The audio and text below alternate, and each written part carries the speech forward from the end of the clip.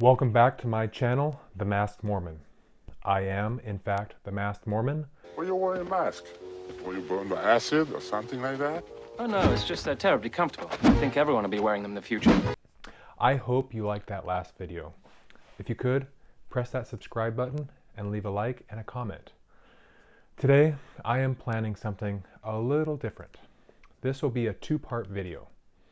In part one, I will be telling a couple of stories from Mormon lore and history. I will also be doing a little math. Don't worry, nothing calculus-y. Then for part two, we will be going out to get a little exercise. And by we, I of course mean me. The exercise will be pertinent to the story because we will be covering how heavy the plates that Joseph claimed to translate into the Book of Mormon actually were.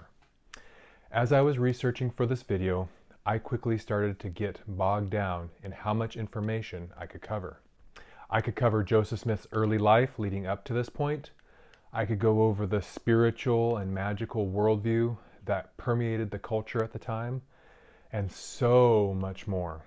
Others have covered this and similar topics. For instance, Dan Vogle, a Mormon historian, has gone over how Joseph could have easily created a set of plates himself. I will leave a link in the description. It is a fantastic and detailed treatment. I don't want this video to get too long and convoluted. I want to stay on target. We're too close. Stay on target. Loosen up! So, I was reminded of the KISS principle. How you doing? No. KISS meaning keep it simple, stupid. There is plenty to cover already, and others have covered similar ground in a more thorough way. So, let me explain. No, there is too much. Let me sum up. I have previously explained that the Book of Mormon claims to be a record of an ancient people that lived in the Americas and was written on gold plates by a man named Mormon. Mormon summarizes his people's 1,000-year history on these plates. At the end of his civilization, Mormon hands these golden plates to his son, Moroni. As Moroni's civilization dies at the hands of these enemies, he makes a few additions to the plates, and then the plates somehow end up buried in upstate New York, near Joseph Smith's farm. There is no definitive acknowledgement by the church as to where the events of the Book of Mormon transpired. However, it seems like the majority believed it took place in South or Central America.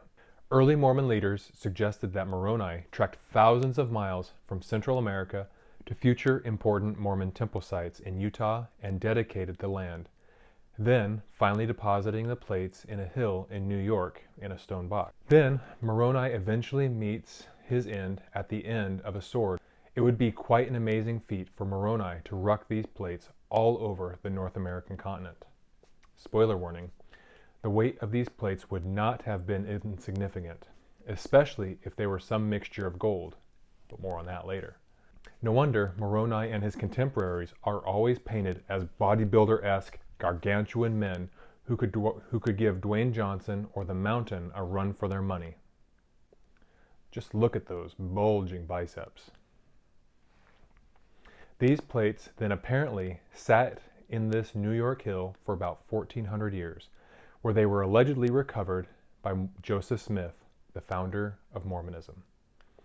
Joseph Smith, while living in Palmyra, New York in the 1820s, claimed to have visitations by God, angels, and these witnesses, and Jesus.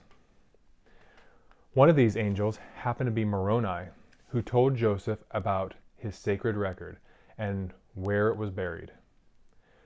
Joseph was told he would translate, or whatever, the plates. This book would be published as the Book of Mormon, which we talked a little bit about in the last video. On September 22nd, 1823, he went to the hill to get the plates.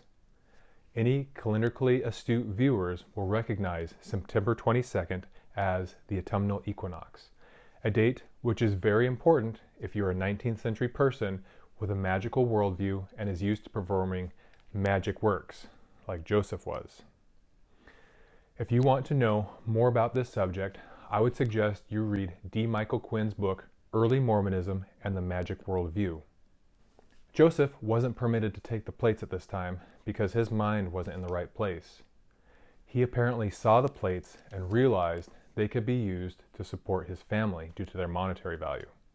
Instead, he was told to return to that place every year for the next 4 years, where he ostensibly received instruction from Moroni about what he was supposed to do.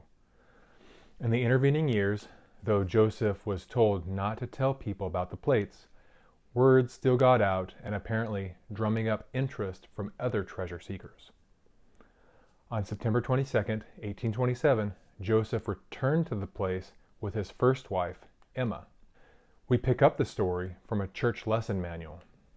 Whatever the story behind the leak, the fact remains that by September 22nd, 1827, several people with wrong intentions knew of the plates' existence, knew roughly of their whereabouts, and knew that the time was approaching for Joseph Smith to obtain them. Joseph, however, was appraised of those people's knowledge and their determination to obtain the record for themselves, and took precautions against such an event.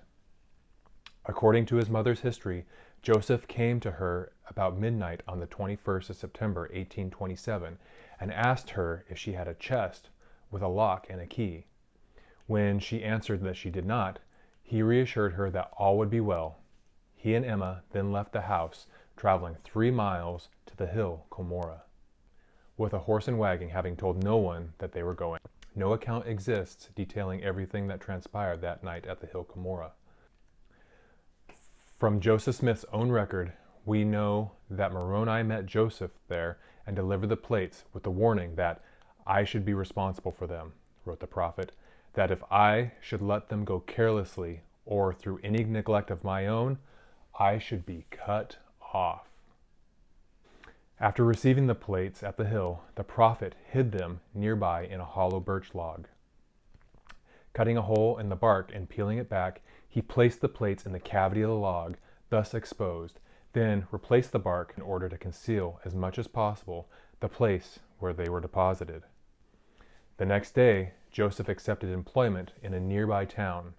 Although the job would require Joseph to stay away for several days, he evidently felt secure enough to leave them there for the time being. While Joseph Smith was gone, several townspeople began making plans to try to get the plates from Joseph. This was overheard by the Smith family. Emma offered to ride to tell her husband of the men and their plans. Meeting her husband, Emma related everything to him, to which the prophet responded that the record was perfectly safe for the present. Joseph, nevertheless, accompanied his first wife home to the Smith farm, where he made preparations to immediately retrieve the plates from the log. After reassuring his father that all was well, Joseph asked his brother Hyrum to have a chest with a good lock ready by the time he arrived home with the plates. Joseph apparently went to retrieve the plates immediately after arranging for the chest with Hyrum. Considering all that had already transpired that day, it must have been well into the afternoon or early evening by the time Joseph retrieved the plates from the log. This log was again about 3 miles from his home. Once they were out of the log, Joseph wrapped them in his linen frock and started for home. Leaving the road after a short distance for the safety of the woods, he eventually came to a large windfall where several trees had blown down. His mother wrote, as he was jumping over a log, a man sprang from behind and gave him a heavy blow with a gun. Joseph turned around and knocked him to the ground, and then ran at the top of his speed. About half a mile further, he was attacked again in precisely the same way. He soon brought this one down also and ran again. But before he got home, he was accosted a third time with a severe stroke from a gun. Joseph struck this third and final attacker with such force that he dislocated his own thumb. He continued running, being closely pursued until he came near his father's house, at which time his assailants, for fear of being detected, broke off the chase. Reaching the fence corner, he threw himself down to recover his breath, then rose and continued running until he reached the house. His mother and sister Catherine were there when he came in. He entered the house running, the plates clasped to his side with his left hand and arm. his right hand badly bruised from knocking down at least 3 men who had leapt at him from behind the bushes or fences as he ran. Panting for breath, the prophet reportedly allowed Catherine to take the plates from him. Hyrum brought the box Joseph requested. After Hyrum arrived, Joseph immediately locked up the record. Joseph told them all that had happened, then asked his father to put his dislocated thumb back into place. Whew.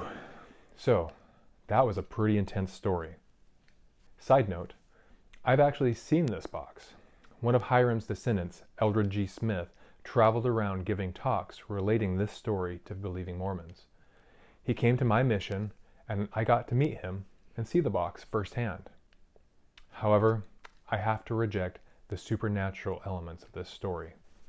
In a future video, I may cover a possible naturalistic explanation for the coming of the Book of Mormon, but for now, suffice it to say that it sounds like a fantastical, tall tale told by an accomplished storyteller, which Joseph was. From this and other contemporary sources, I think it is very likely that Joseph had a prop that he had constructed. I also think it more likely that in the years leading up to his retrieving the plates allowed Joseph time to come up with the story of the Book of Mormon and to construct this prop. Several people seem to have handled this prop, including his sister Catherine, his first wife Emma, Martin Harris, David Whitmer, and others. From Joseph's and other witnesses' accounts, the plates looked like this. They were made of metal leaves 6 inches by 8 inches. They were about 6 inches thick. 2/3 of the plates were sealed so that they could not be opened or read. The plates were arranged into a codex or book format and were bound by 3 D-rings. They were described as being golden in color, so this story and the plate's description give us something we can test. The story tells a dramatic tale of Joseph running with the plates and fending off 3 attackers. And this description of the plates gives us an artifact that we can estimate the weight of. Before we can get to running with the plates, let's try to figure out how much they could have weighed and how much the materials may have cost for Joseph to construct them. To the maths! So, there are several possible materials that Joseph could have used. Since the plates are often referred to as the gold plates, let's use that as one possibility to bound our problem. Pure gold is malleable and can be easily pounded into sheets. However, it is soft and dense and expensive, making it a poor medium for engraving writings, carrying, or obtaining. It is possible less pure gold mixtures could have been used, 10 or 12 karat instead of 24 karat, but the price problem remains. Another option is an alloy of gold called tembaga. Tembaga is an unspecified mixture of gold, silver, and copper. The other options could be copper, brass, bronze, or tin.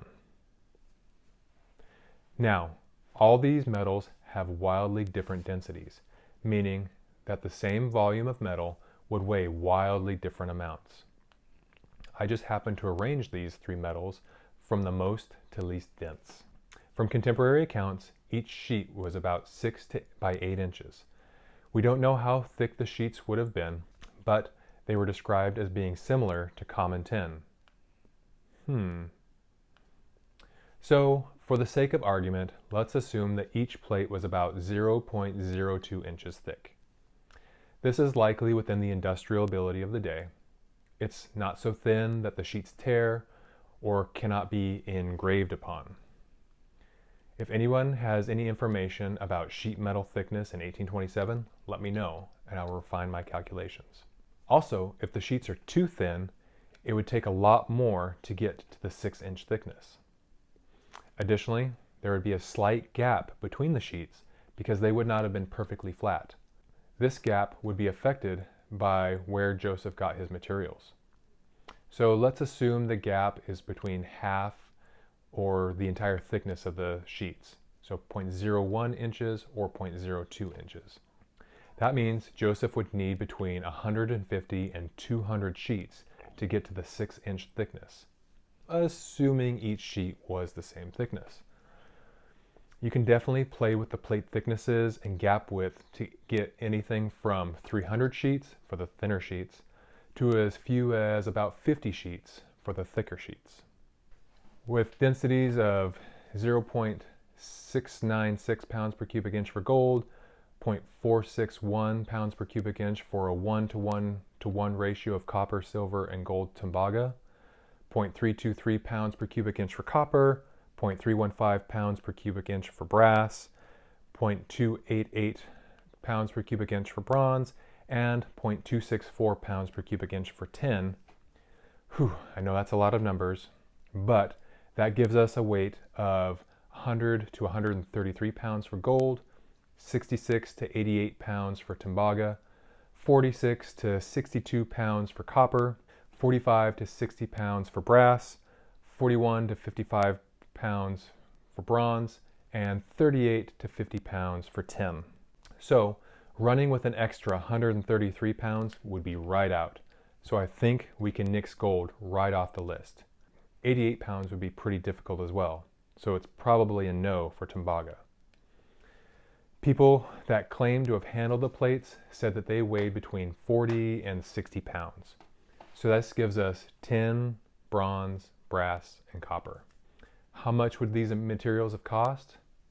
As best I can tell, copper plates would have been between $255 to $340 in 1830 dollars. For a barely scraping by farmer / treasure hunter, I would say no to copper. So tin, bronze, or brass. These are all in about the right weight range, and the materials were relatively cheap at the time and easy to come by. Emailing the Historical Society of Palmyra, New York, I learned that Palmyra was becoming a bustling town due to the Erie Canal being completed just 2 years before, so getting materials would not have been too difficult either. Personally, I favor tin as a material, especially with newspapers in the area advertising the services of a new business in 1824 of the Palmyra Tinware and Stovepipe Factory. But brass could have also been used due to its more golden color. Joseph kept the plates covered, or obscured, probably knowing that any close inspection could expose his hand. However, buying cheap materials and constructing a prop in the woods is not out of the realm of possibility. In fact, John DeLynn interviewed someone who did just that without much difficulty. I've linked the video in the description. This is Mormon Stories interview 1388, Recreating the Book of Mormon, where Trent Told created a prototype of the plates in only about 2 hours with scrap materials from his HVAC business. Todd's prototype, at 4 inches thick, weighed 37 pounds, so well within the range we calculated. But the sealed portion can complicate this picture something awful. Apparently, only 1/3 of the plates were available for translation, and the rest were sealed to be brought forth at a later date. Well, we better get going. I wonder, will we ever see each other again? Who knows? God willing, we'll all meet again in Spaceballs 2, to search for more money. I can only imagine how difficult it would be to try and scratch in engravings on these metal sheets. And if you have upwards of 200 sheets, that would get exhausting and tedious. So, what is a creative mind to do? Seal a portion of the plates as to be unreadable. So, we have a plausible artifact. There is an availability of cheap materials. Those materials are easy to cut and shape with period tools. It wouldn't take much time to construct them. This prop would have weighed between 40 and 50 pounds. How easy would it be to run 3 miles with an extra 50 pounds under your arm, fending off several attackers trying to overpower you? I think we can test that. Next time on The Masked Mormon. Mr. Worf. Fire.